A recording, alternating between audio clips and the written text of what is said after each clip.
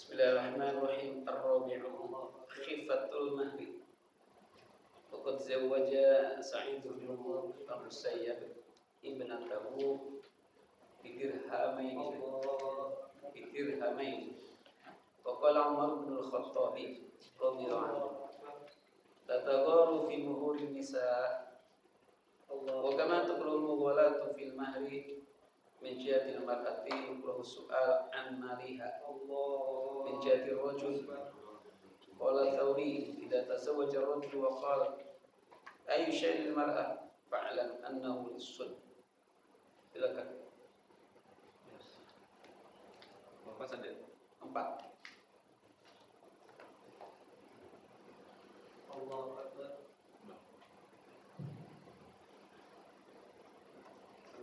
Keempat, hendaknya semua itu ada takarannya, tidak bergurau berlebihan dengan istri sehingga wibawanya jatuh di depannya. Bukan. Tempat yang sebelumnya. Mahar yang ringan ya? Iya. Maharnya yang ringan.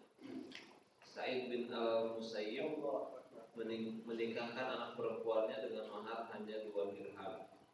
Umar radhiyallahu anhu berkata, janganlah bermahal-mahal dalam urusan mahar wanita. Sebagaimana wanita dimakruhkan meminta mahar mahal, laki-laki juga tidak patut bertanya tentang harta calon istri. As-Suri berkata, bila ada seorang laki-laki menikah dan sebelumnya dia berkata, wanita itu punya apa, maka ketahuilah bahwa dia itu maling. Iya. Jadi salah satu ciri wanita yang baik untuk dinikahi adalah bagian keempat, yaitu maharnya tidak terlalu mahal. Kalau ada wanita cinta yang maharnya mahal, itu tandanya apa? Nanti wanita ini sulit diatur ya.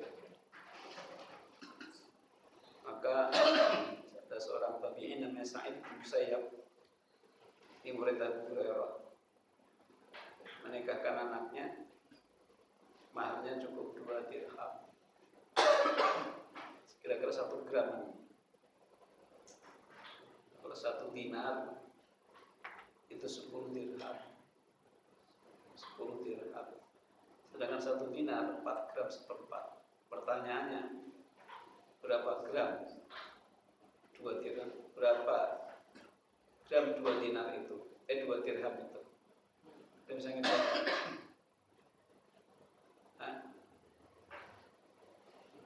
1 dinar 10 dirham. Sedangkan 1 dinar 4 gram seperempat. Pertanyaannya, berapa gram 2 dirham itu? Matematikanya gak lulus. Ini kan matematika. 5 gram. 1 dinar 10 dirham. Sedangkan 1 dinar itu 4 gram seperempat. Mas. Pertanyaannya, kalau 2 dirham itu berapa gram? Berapa? Kurang 1 gram ya? Kurang gram sedikit ya? Berarti ya Pak? Nggak nyampe 500.000 ya? Nah, Umar bin Khattab radhiyallahu anhu itu mengatakan, la taghalu fi muhurun nisa. Kalian jangan berlebihan dalam memberikan mahar kepada. Tapi ini diprotes oleh seorang wanita. Ketika Umar bin Khattab pidato seperti ini, ada seorang wanita protes dengan berdalil daripada ayat Allah SWT, yaitu surah Al-Imran ayat 75. Diprotes sama wanita karena sifatnya ngelarang gitu. Sifatnya ngelarang. Padahal wanita itu punya hak untuk menentukan mahar. Ya. Namun Khattab jangan terlalu berlebihan. Diprotes sama wanita, kamu lupa ayat Allah, itu surah Al-Imran 75, wa min ahlil kitabi Man inta man biqin tariqati ilaik. Apa kata Umar? Ya, asobatil mar'a wa akhta Umar. Wanita ini benar Umar yang salah.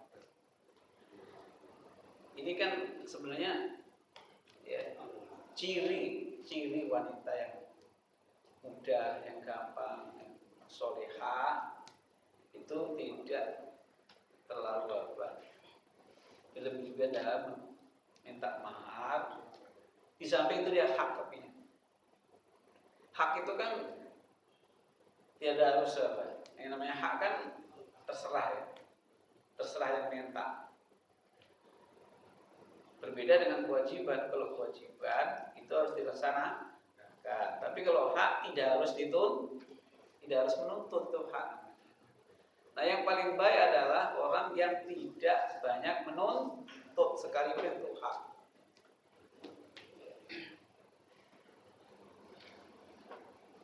Nah begitu juga seorang laki-laki, sebagaimana wanita, ya tidak bagus dalam berlebihan meminta mahar. Laki-laki pun juga tidak bagus manakala ingin menikahi seorang wanita. Punya apa dia gitu? Anak orang kaya bukan? Ya, saudaranya berapa? Saudaranya banyak, gak punya duit kan? Kan repot juga gitu. Ya. Jadi kalau ada seorang laki-laki ingin menikahi wanita, bapaknya kaya, terutama anak udah punya penghasilan, saudaranya sedikit. Nah, apa kata ya seorang ulama ya, yang namanya apa?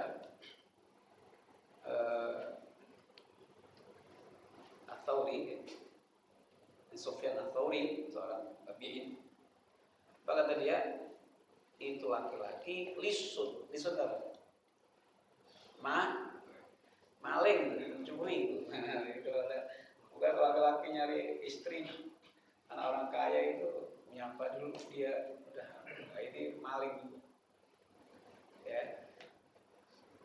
Al-khamis wal bikaratu li'anna syari' nadaba ila dzalik wa li'annaha tuhibbu zawja wa tu'allifu wa ta'lifu aktsara min ats-thayyib wa yujibu dzalika al-mutir fa inna at-tiba'a majbulatun 'ala al-unsi bi awwali ma ma'nufin wa huwa aidan akmalu limawaddatihi laha li'anna at-tab'a yang firu minallati massaha wa yuhu. Silakan.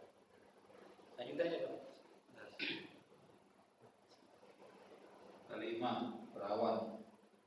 Karena Rasulullah SAW. Ini bukan untuk kita ya, mungkin anak kita ya, jangan geragas artinya. Kemudian ini bukan untuk anak, bukan untuk kita. Ya, silakan ya. Untuk kelima, perawan.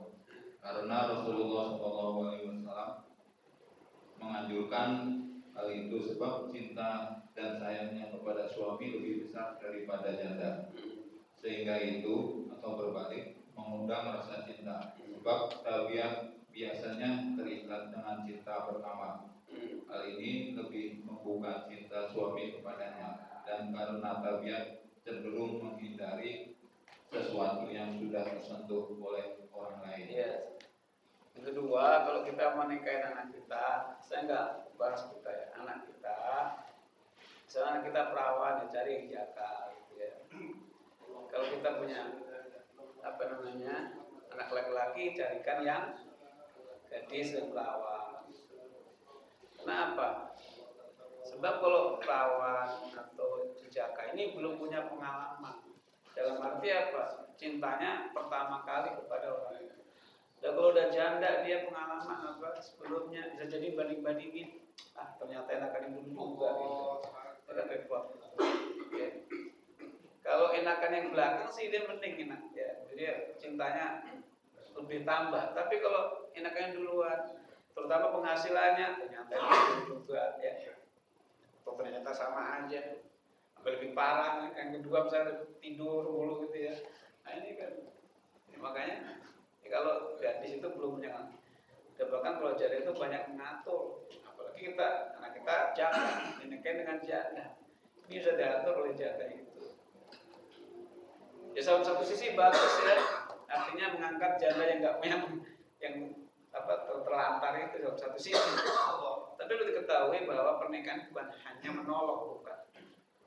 Lintas kuno ilaiha. Tujuan nikah itu adalah supaya anteng di rumah. Kan ada laki-laki gak betah di rumah. Ada nggak? Pulangnya terlalu lambat. Kalau kerja pagi-pagi banget, suruh sarapan sama istrinya aja nggak mau. Ada nggak gitu? Nah, pulangnya selalu lambat gitu. Ya ini tandanya ini ada apa? Ada apa? Jadi kalau ada laki-laki seorang suami nggak pulang-pulang, ada apa ini? Atau kelewat jam kerjanya, ada apa ini? Ya, sebagaimana istri main ke rumah maknya, ada apa ini? Ada nggak istri lebih pentingkan maknya daripada suaminya? Ada nggak? Hah? Ada apa ini? Jadi kalau ada istri atau suami tidak betah di rumah, ini tandanya dalam kehidupan rumah tangga kurang harmonis. Nah, salah satu untuk menjaga keharmonisan ketemangan ini adalah jejaka sama gadis tawa. Ya, kalau duda sama janda ada masalah, bahas sama-sama. Ya. Ini buktinya banyak. Ya. Saya sendiri punya saudara, ya. Dia gadis, dinikahi dengan orang punya anak satu. Dia cerai sama istrinya. Ini pengalaman ya. Terutama kalau ada anak kita misalnya gadis, calon suaminya cerai hidup, punya anak. Ini pasti banyak masalah. Berbeda dengan cerai mati ya. Kalau cerai hidup berarti ada masalah. Benar enggak? Dia pasti ada masalah dengan istri, pasti ada masalah. Nah, ketika dinikahkan kepada orang yang gadis, pasti suatu saat ada masalah. Jadi ternyata jadi. Karena ada dukun yang mengatakan kamu cocoknya jodohnya sama si A. Itu dipercaya gitu. Saya ngelarang, istri saya ngelarang. Ternyata apa? Lebih ngikutin dukun daripada apa? Allah. Akhirnya terjadilah berantakan dalam rumah tangga. Ini diatur dalam Islam. Kalau cerai mati nggak masalah, sebab kalau cerai mati kan nggak ada masalah. Nah, kalau cerai hidup artinya dicerai, berarti kan masalah. Ini masalah besar. Makanya kalau kita punya anak, hati-hati. Ini lebih fokus untuk anak aja kan. Kalau bapak-bapak nggak masalah, asalkan lintas kuno ilaiha. Nikah kedua, ketiga, kalau tambah tenang silakan. Biasanya waktu nikah kedua, ketiga tambah tenang atau tambah berantem? Belum tahu, belum praktekin. Jangan bilang belum berani, nggak berani aja. Kalau belum berani, suatu saat akan berani anda. Kan gitu ya. Ini penting sekali. Jangan sekali-kali kita. Ini nasihat Nabi juga. Ada seorang sahabat nikah janda. Udah nikah lagi. Halah bikron tula'il buhatan. Kenapa kamu gak nikah dengan gadis aja? Allah yang bisa bermesra dengan kamu dan kamu mesra dengan dia gitu. Jadi sebab salah satu ya pernikahan yang bisa adanya harmonis itu adalah sekufu. Kufu itu setara.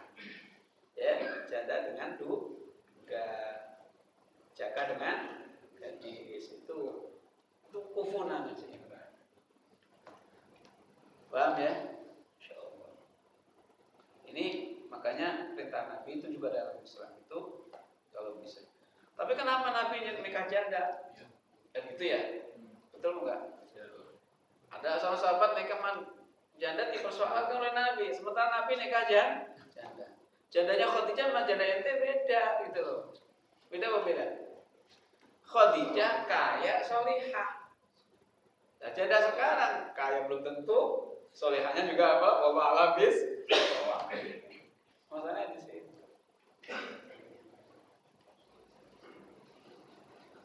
Itu pertama. Yang kedua, nikahnya Nabi dengan Khadijah itu sekalipun tidak karena belum diutus oleh Allah, tapi juga sudah dibimbing oleh Allah, namanya irhas. Irhas itu adalah suatu mukjizatan atau suatu keistimewaan diberikan kepada calon nabi. Kalau udah jadi nabi kan mukjizat, ya wahyu. Tapi Tapi kalau apa? Sebelum jadi nabi, calon nabi tetap dibimbingan dari Allah juga, cuma sifatnya bukan wahyu, tapi apa? Ilham, ilham. Paham ya? Asabi an takuna waludan. Selanjutnya yang keenam. Yang keenam banyak anak. Nah, apa? Banyak anak. Bukan banyak anak. Ya dia apa? Wanita tadi calonnya banyak anaknya. Yang waludan itu wanita yang kira-kira bisa melahirkan banyak anak. Bukan langsung banyak anak, bukan. Yang salah paham ini ya. Waludan kata Nabi, tazawwadul waludal wadud. Fa inni mukatsirun bikumul umma yaumil qiyamah. Nikahilah kalian kepada wanita yang dari keturunan orang yang banyak anak, dari keturunan yang dia di mana ini banget cinta, cintanya kepada kalau dia punya suami itu mencintainya gitu. Baiklah gitu. Jadi dilihat dari mana sisi keturunannya, kan belum punya anak ini. Jadi bukan berarti kalau udah nikahinnya banyak anak itu kan janda, bukan begitu man. Terjemahnya begitu ya, betul ya, itu kurang pasnya. Nikahilah wanita yang dari keturunan orang yang banyak anak. Sehingga nanti kalau nikah itu gampang punya anak. Sebab ada orang nikahin seorang wanita yang saudara sedikit, ya keturunan sudah sedikit, buahnya banyak. Begitu nikah nggak punya anak. Sampai sekarang 30 tahun nggak punya anak. Mau nikah lagi nggak berani, nggak nikah lagi nggak punya anak. Ya ini lagi terjadi pada saudara saya. Jadi ya karena memang nggak keturunan yang banyak anak. Ya akhirnya apa? Nggak punya anak. Orang nikah nggak punya anak. Bahagia apa kurang bahagia? Nggak tahu juga. Pasti kurang bahagia. Apalagi melihat saudaranya anaknya banyak, dia nggak punya anak-anak kan, nggak punya anak kan, ini masalah. Ya, sebab salah satu apa? Hidupan manusia kebahagiaannya adalah di antaranya adalah kalau dia punya anak, terutama anak yang qurrata a'yun atau anak yang soleh. Rabbana hab lana min azwajina wa dzurriyyatina qurrata a'yun waj'alna lil muttaqina. Berarti ini ayat menjelaskan bagaimana kalau nikah itu punya anak dan terutama anaknya ini qurrata, menyenangkan hati kita. Sama aja juga punya anaknya beli juga gak enak juga ya. Ya kan? Ya, nasib ya. Kalau punya anak susah diatur, beli gak bisa ngaji ya, ya kita raba dada kita aja, kita susah banget gitu dulu. Ya. Taubatlah, banyak istighfar kepada Allah. Insyaallah akan Allah ubah. Anak sekarang kan susah. Anak orang tuanya soleh, rajin ibadah. Bisa jadi anaknya malas ibadah. Ya. Bapaknya hafal Quran, anaknya surah An-Nas aja nggak hafal. Untuk bilang benar. Jadi jangan sekali-kali kita ini menikahi wanita yang saudaranya sedikit dengan niat supaya warisannya apa? Banyak. Enggak warisan banyak, enggak dibagi-bagi gitu. Wah enak itu kalau mati bapaknya, terutama kalau cepat mati enak. Ini malah tambah miskin. Yang selanjutnya as-sabi'u an-nasabu wa huwa an takuna min baiti dinin wa salahin. Silakan. Yang ketujuh nasab, yakni berasal dari keluarga yang taat beragama dan soleh. Iya, ini penting sekali.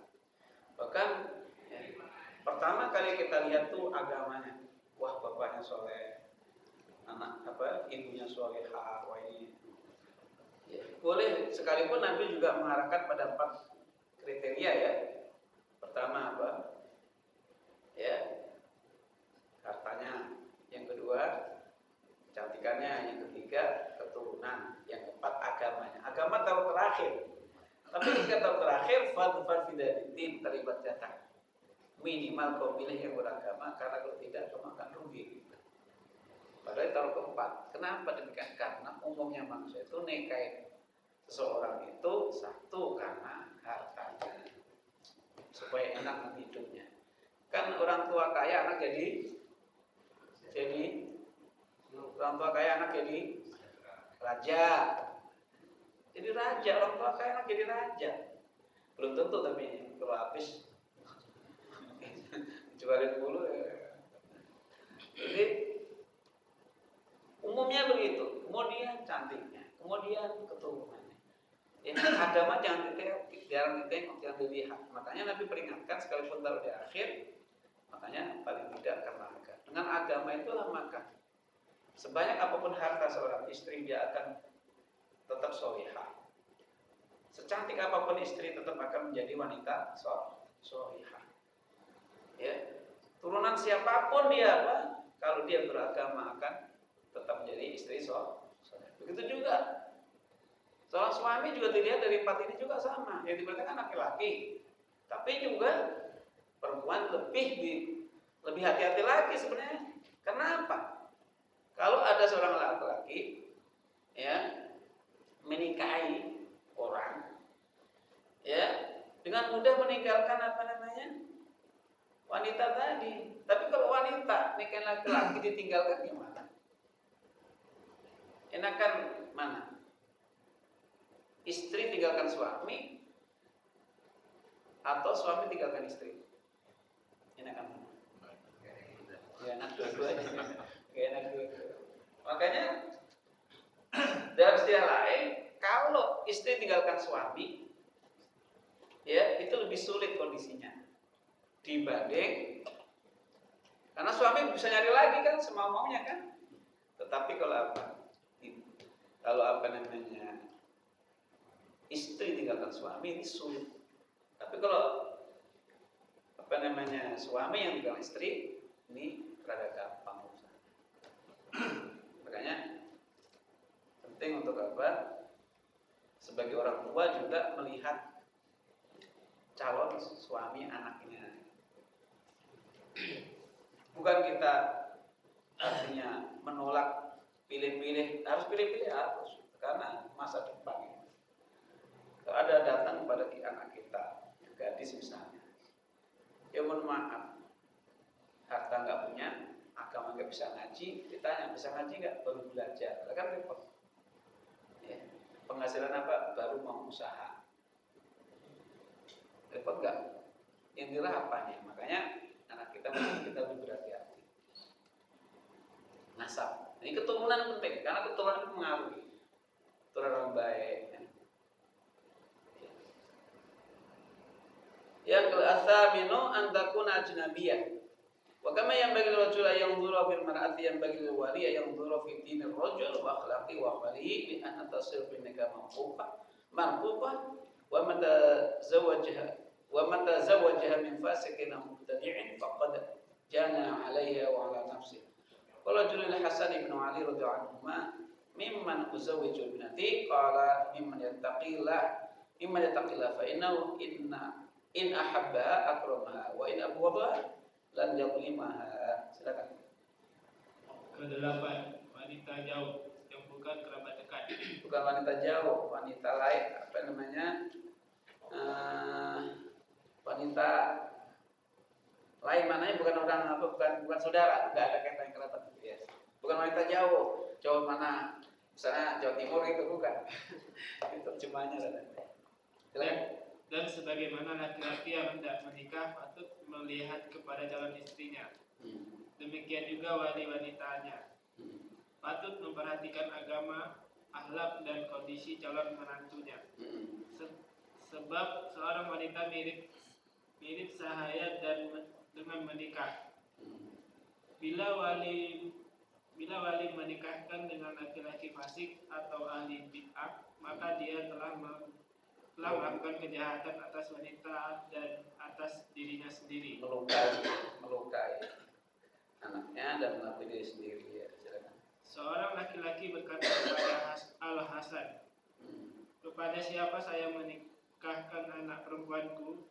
Beliau menjawab, kepada orang yang bertakwa kepada Allah. Bila dia mencintainya, maka dia memuliakannya, dan bila tidak menyukainya pun dia tidak akan menzaliminya. Iya, jadi ini yang terakhir yang ke-8 antakuna ajnabiyah. Kalau menikahkan anak ini tidak ada kaitan saudara, tidak sepupunya, tidak ada kerabat lah. Kenapa demikian? kalau kerabat ini kalau nggak jadi nanti senternya apa? Akhirnya retaklah dalam rumah tangga dan retaklah persaudaraan orang tuanya. Ya, cari yang tidak ada hubungan dengan keluarga itu lebih bagus. Bukan nggak boleh, boleh, cuma dikhawatirkan retak. Ya. Maka syariat Islam itu ya, maka apa seorang laki-laki seyogyanya melihat apa calon istrinya apakah dia ada kaitan keluarga atau tidak. Dan bagi si wali apa? Orang tua anak perempuan untuk melihat agama calon menantunya, calon suaminya, anaknya. Ya, di samping akhlaknya, agamanya, kondisinya, ya juga apa? Tadi masalah ada kaitan kerabat atau tidak. Nah, ketika seorang wali menikahkan anaknya dari orang yang rusak agamanya, yang mubtadi', ada kaitan dengan kerabat itu bisa jadi kalau sudah sebentar itu melukai anaknya dan melukai dirinya sendiri. Ini terjadi, ya. Ini teman-teman juga kalau teman tidak, jadi ada seorang orang tua ya bertemanan, tetangga bertemanan sahabat, menjodohin anaknya. Akhirnya cerai udah punya anak satu. Nah, sekarang dia bilang sama saya, jadi senter hubungan dia dengan tetangga yang tadi dengan apa? Dengan temennya. Padahal itu tetangga. Makanya kalau bisa nikah jangan penggo. Apa penggo itu? Penggo ngepek tetangga ya. Ngepek itu ambil tetangga. Ngepek itu ambil ya tetangga, penggo. Itu agak jauh kalau bisa, agak jauh tempatnya, agak jauh persahabatannya, nggak bisa ya. Kalau bersaudara kerabat itu juga kalau bisa seperti itu sehingga dikhawatirkan ya ada senternya ini. Nah, jauh antara hubungan orang tua. Sekalipun itu boleh-boleh saja ada masalah. Yang penting dasarnya tadi ada taskunu ilaiha tadi. Ya. Nah, seorang apa? Cucu Nabi namanya Hasan bin Ali radhiyallahu anhu ditanya oleh seorang mimman azawiju Nabi. Siapa yang saya nikahkan dengan siapa anak saya ini? Kata beliau adalah cari yang bertakwa kepada Allah. Tapi intinya tetap takwa ya. Mau kerabat, hubungan kerabat, mau tetangga, mau teman, asal takwa kepada Allah, ini tidak ada masalah. Intinya takwanya. Fa'inau inahabba akramaha. Kalau orang yang calon suaminya ini, setelah menjadi suami dia, ya, orang yang soleh, orang soleh ketika menjadi suami, dia kalau cintanya memuliakan, cintanya cinta yang abadi. Sebab ada orang menikah, ya, mawaddah dan rahmanya ini tergantung usia pernikahan. Ya kita aja dulu. Ada nggak perubahan cintanya kita terhadap istri kita dibanding dengan kita awal pernikahan? Nurun apa naik? Bapak jawab. Cinta kepada istri kita ini pada saat awal menikah dengan sekarang, cintanya naik apa turun? Gak ada jawab. Naik atau turun? Naik. Jujur bro. Ya udah ukurannya begini aja gitu. Emosian mana antara kata di awal nikah dengan sekarang istri kita? Frekuensinya kemarahan ini gimana ini? Turun apa naik? Apa turun? Turun apa naik? Frekuensi itu loh. Emosional itu. Gampang emosi itu loh, main istri. Kalau awal-awal nikah, jaga emosi kan istri kan? Jarang kan? Nah, sekarang kita bandingkan dengan sekarang. Nambah emosian apa? Kurang gitu. Ayo jawab. Nambah. Berarti apa ini? Mawaddah rahmah ini turun berarti. Dalam syara Islam itu kurang bagus. Karena apa? Bagaimana seorang istri banyak jasanya kepada kita? Melahirkan anak kita, urusin anak kita, ya kan? Mandiin anak kita, nguapin anak kita. 24 jam gendong anak kita 5 menit udah pegel kan? Bener apa enggak? Nah kemudian kita balas dengan emosi yang begitu apa? Sering-sering gitu. Pantas gak kira-kira? Enggak pantas sama sekali. Makanya bapak belajar pulang-pulang sekarang istrinya udah tua, usap-usap. Saya gitu. Bisa nggak begitu?